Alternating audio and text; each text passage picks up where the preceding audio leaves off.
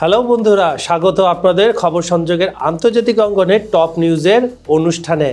আমি আপনাদের হোস্ট এবং আজকের এপিসোডটি একদম জমজমাট হতে চলেছে।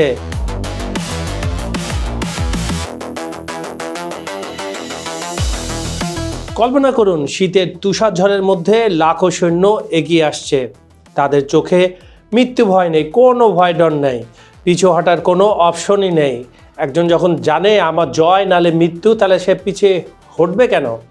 এরা হলো রেড আর্মি, যে বাহিনী নাজি জার্মানির মেরুদণ্ড ভেঙে দিয়েছিল, যাদের সামনে হিটলারের সেনাবাহিনী পর্যন্ত থরথর করে কাঁপত।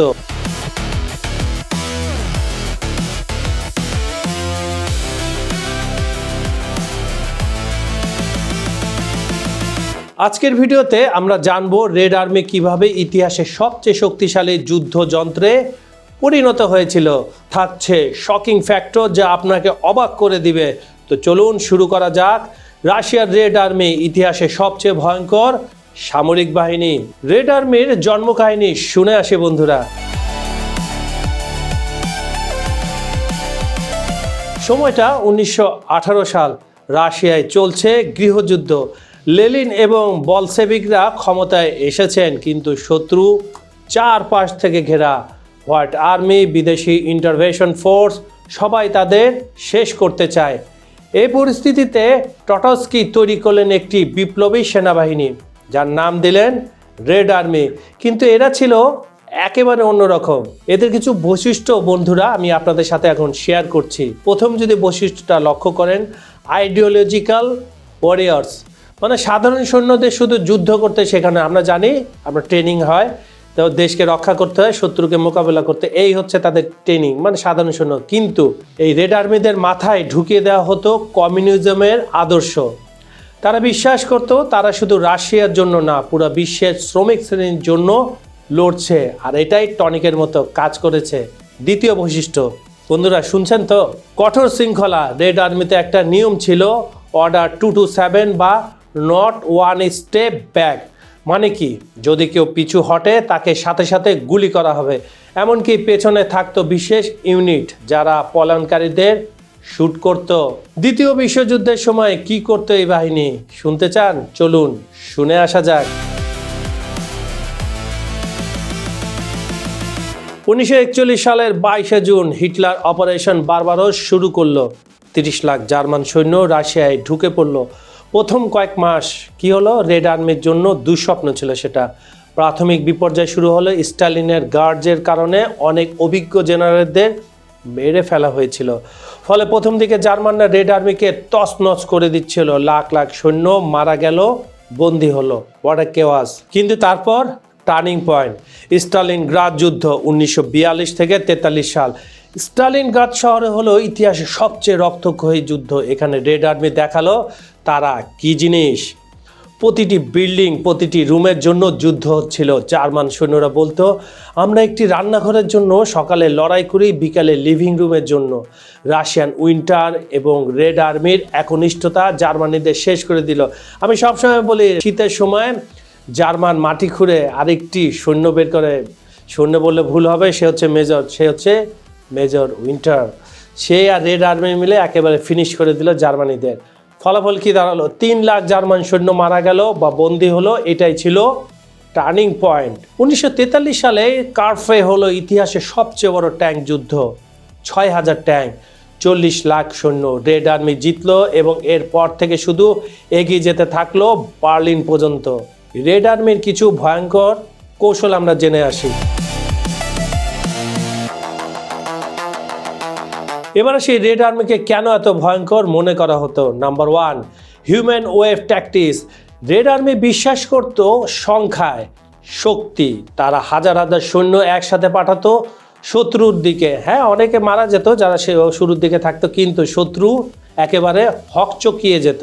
Number 2, commissar system. প্রতিটি ইউনিটে থাকতো পলিটিক্যাল কমিসার। তাদের কাজ কি? তাদের কাজ ছিল সৈন্যদের মোটিভেট রাখা এবং কাউকে পিছু হটতে না দেওয়া। তারা অন করতে পারত এক্সিকিউশন। নাম্বার 3, স্ক্যাচ আর্থ পলিসি। জার্মানরা যখন রাশিয়ায় ঢুকছিল, রেড আর্মি পিছু হটার সময় সব কিছু পুড়িয়ে দিচ্ছিল। ফসল, ফ্যাক্টরি, রেলওয়ে, ঘরবাড়ি জার্মানদের জন্য কিছুই অবশিষ্ট সেই সময় রাখা হয়নি। তারা জানতো তারা এটা বেদখল হয়ে যাবে রাশিয়ানদের হাতে, তারা আরামায়েশ করে যুদ্ধ করবে, তাই সব পুড়িয়ে দিয়েছিল। নাম্বার 4, শীতের ব্যবহার। সেই উইন্টার, রাশিয়ার উইন্টার ছিল তাদের সবচেয়ে বড় অস্ত্র। -30 থেকে 40 ডিগ্রি তাপমাত্রায় রাশিয়ান সৈন্যরা অভ্যস্ত, কিন্তু জার্মানিরা একেবারে অপ্রস্তুত ছিল। Number 5, partisan warfare. দখলকৃত এলাকায় রেড আর্মি তৈরি করত পার্টিজান গ্রুপ, তারা জার্মান সাপ্লাই লাইনে গেরিলা অ্যাটাক করত। বন্ধুরা, এবার মাথা ঘুরিয়ে দেওয়ার মতো তথ্য আপনাদের দেব, চলুন শুনে আসি। রাশিয়ার প্রেসিডেন্ট ভ্লাদিমির পুতিন সোভিয়েত যুগের ঐতিহ্যবাহী রেড আর্মির প্রতীক ও মূল্যবোধকে পুনর্জীবিত করার উদ্যোগ নিয়েছে।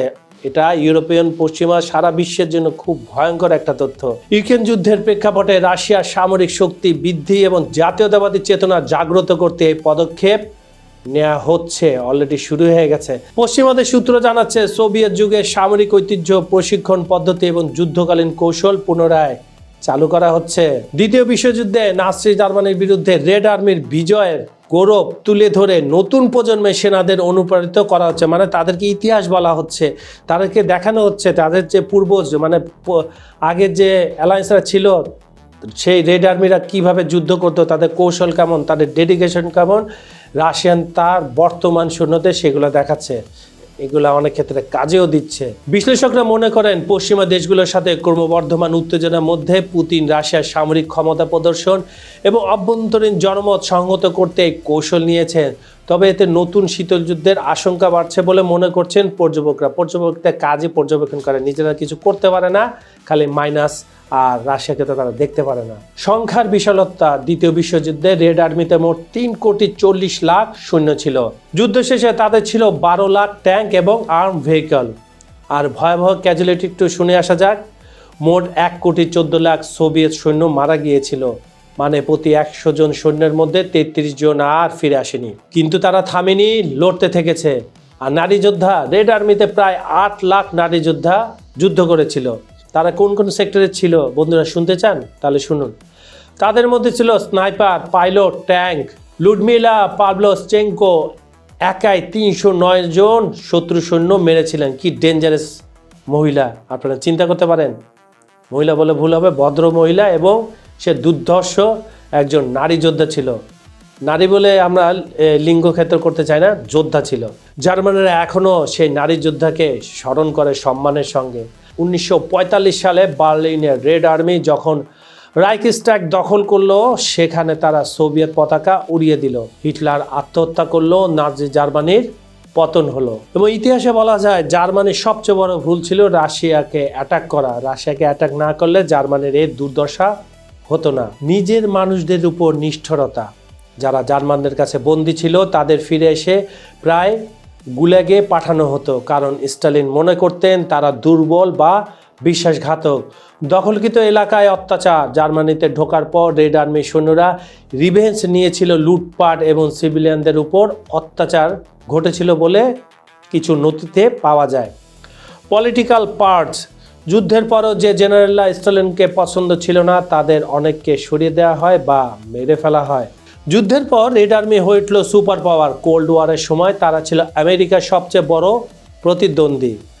ঠান্ডা লড়াইয়ের সময়কাল। পূর্ব ইউরোপে তারা নিয়ন্ত্রণ প্রতিষ্ঠা করলো।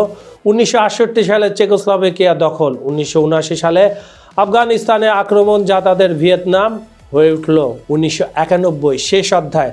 সোভিয়েত ইউনিয়ন ভেঙে গেল, রেড আর্মি হয়ে গেল রাশিয়ান ফেডারেশন সেনাবাহিনী, কিন্তু তাদের লিগেসি এখনও রয়ে গেছে। আজও রাশিয়ান মিলিটারি সেই একই ট্রেডিশন ধরে রেখেছে, কঠিন, নিষ্ঠুরতা আর অপ্রতিরোধ্য, আনস্টপেবল। তো বন্ধুরা, এই ছিল রেড আর্মির গল্প। একটা বাহিনী যারা হিটলারকে পরাজিত করেছিল, যারা বিশ্ব ইতিহাস পাল্টে দিয়েছিল। তারা ছিল নিষ্ঠুর, তারা ছিল ভয়ঙ্কর, কিন্তু তারা ছিল অপরাজেয়। আজকের যুগেও যখন সামরিক শক্তির কথা আসে, রেড আর্মির নাম শ্রদ্ধার সাথে নেওয়া হয়। রেড আর্মি কি অজেয় ছিল? আপনার মতামত কি? কমেন্টে জানান। ভিডিওটি ভালো লাগলে লাইক করুন, শেয়ার করুন এবং অবশ্যই চ্যানেল সাবস্ক্রাইব করে নোটিফিকেশন বেল অন করে রাখুন। আরও গুরুত্বপূর্ণ বিষয় নিয়ে ভিডিও পেতে চ্যানেলটি সাবস্ক্রাইব করে রাখুন। খবর সংযোগের টপ নিউজের অনুষ্ঠানটি আপনারা পৃথিবীর কোন প্রান্ত থেকে দেখছেন কমেন্টে জানান। Bangladesh, Bharat, Pakistan, America, Europe, Ukraine, Brazil, Argentina, Africa, সৌদি আরব, কুয়েত, দুবাই, মধ্যপ্রাচ্য, যেখান থেকে দেখুন না কেন আমরা আপনার মতামত শুনতে চাই।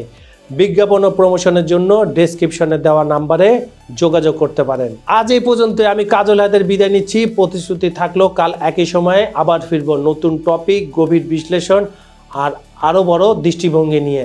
আপনাদের বলে রাখি, কালকে একটা চমকপ্রদ টপিক থাকবে, সেটা হচ্ছে ডেল্টা ফোর্স, আমেরিকার দুর্ধর্ষ ডেল্টা ফোর্স। তাই চোখ রাখুন খবর সংযোগের ইউটিউব চ্যানেলে। ভালো থাকুন, নিরাপদে থাকুন। ধন্যবাদ সবাইকে।